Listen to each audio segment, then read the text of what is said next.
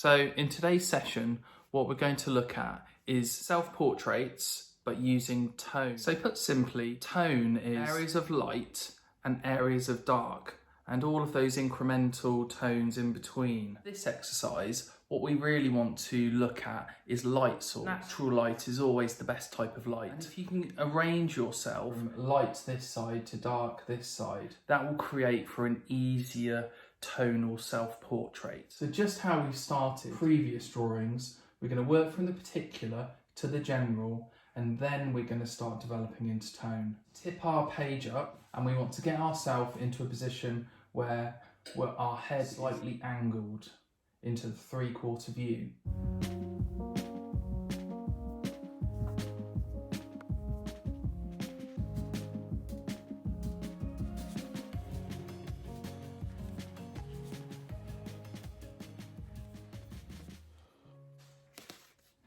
So now we've got line drawing like in the previous sessions. Now it's time to start developing into tone. It can be seen as an extension of line. That's why we haven't gone tone first. So now we need to start looking at the light areas and the dark areas. So what we're looking for here really is what our darkest areas are and what our lightest areas are.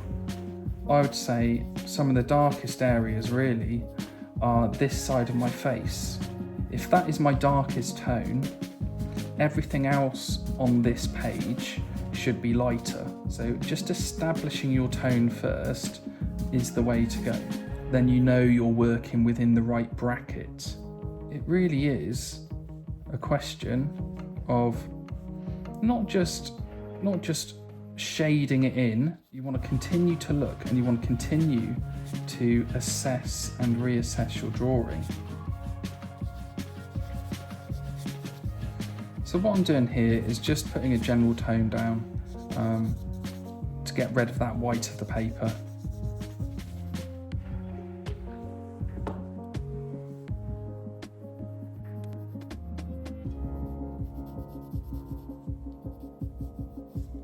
Quite general with my tone here. I've been particular with my line, but I can be quite general with my tone. So I can go from one place to another place. And what that does is that it helps establish, you know, what is this tone compared to this tone compared to this tone. That's what we're trying to do. We're trying to sort all of the tones out so that they are correct in this scale.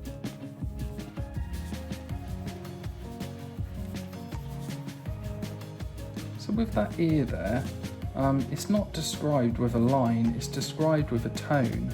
So the tone creates the impression of the edge there.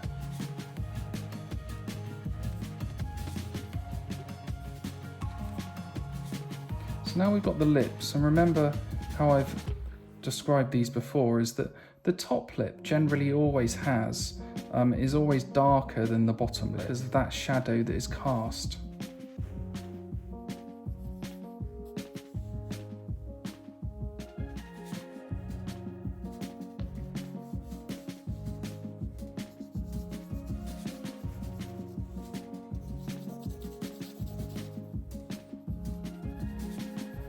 So I just brought some of that tone down into the top part of my body here.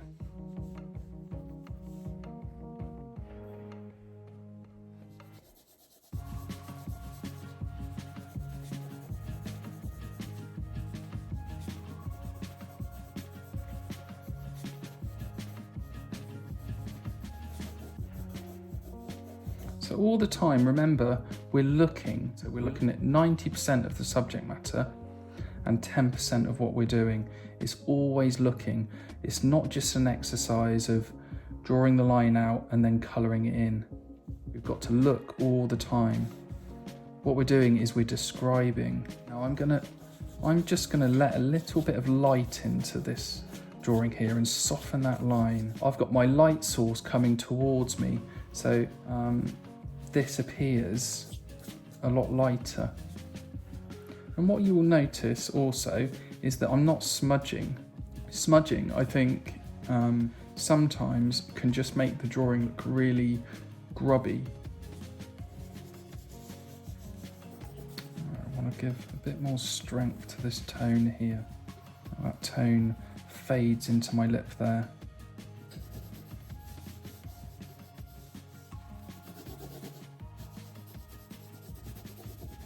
Now always, the whites of your eyes are not really white, comparing how light they are in comparison with something else.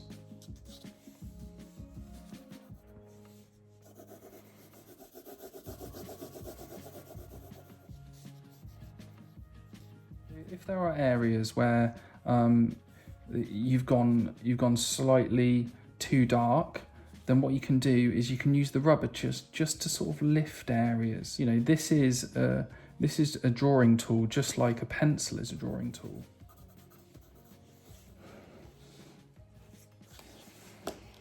So there you have a start of a tone drawing. You could spend a lot more time getting the tones smooth if you want to, or leaving them a little bit more raw, but you know, you could do it in different ways. That's how you can go about creating or developing a tone drawing. See you next time.